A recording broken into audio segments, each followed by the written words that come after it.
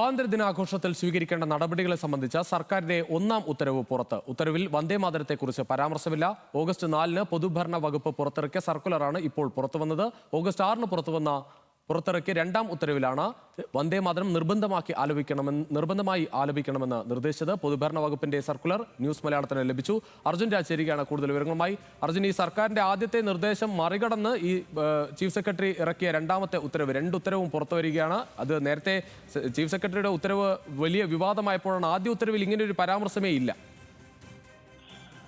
രതീഷ്, അത് തന്നെയാണ് ഏറ്റവും പ്രധാനപ്പെട്ടത്.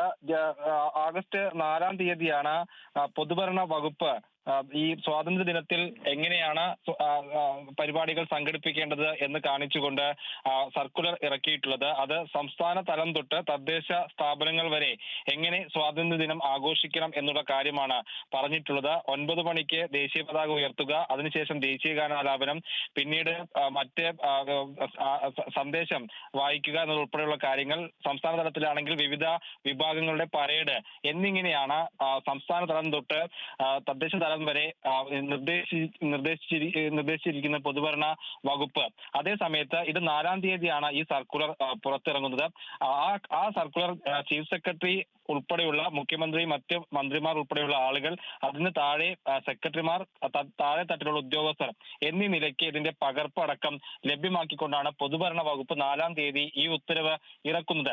ചീഫ് സെക്രട്ടറിയുടെ ഉത്തരവ് വരുന്നത് 6-ാം തീയതിയാണ്. ആ ഉത്തരവിനകത്താണ് ഈ വന്ദേമാതരം നിർബന്ധമാക്കിക്കൊണ്ടുള്ള കേന്ദ്ര സർക്കാരിന്റെ നിർദ്ദേശം കർശനമായി പാലിക്കണം എന്നുള്ള ഉത്തരവ് നിർദ്ദേശം ചീഫ് സെക്രട്ടറി നൽകുന്നത്. അതായത് 4-ാം തീയതി സംസ്ഥാന സർക്കാർ ഒരു ഉത്തരവിറക്കുന്നു. അതിനകത്ത് ഇല്ലാത്ത ഒരു കാര്യം, കേന്ദ്ര സർക്കാരിന്റെ താല്പര്യം അല്ലെങ്കിൽ അവർ കർശനമായി നടപ്പാക്കണമെന്ന് പറയുന്ന ഒരു കാര്യം 6-ാം തീയതി ചീഫ് സെക്രട്ടറി നൽകുന്ന ഉത്തരവിൽ, കത്തിൽ അത് ഉൾപ്പെടുന്നു. അത് സംസ്ഥാനത്തിന്റെ താല്പര്യങ്ങൾക്ക് വിരുദ്ധമാണെന്നുള്ള വിമർശനം വരുന്നൊരു പശ്ചാത്തലം കൂടിയുണ്ട്. ഇക്കാര്യത്തിൽ സർക്കാരിന്റെ അറിവോടുകൂടിയാണോ ചീഫ് സെക്രട്ടറിയുടെ ഈ ഇടപെടൽ, അതല്ല സ്വന്തം ഇഷ്ടപ്രകാരം എന്ന നിലയ്ക്കാണോ ഇതിനെ കാണേണ്ടത്?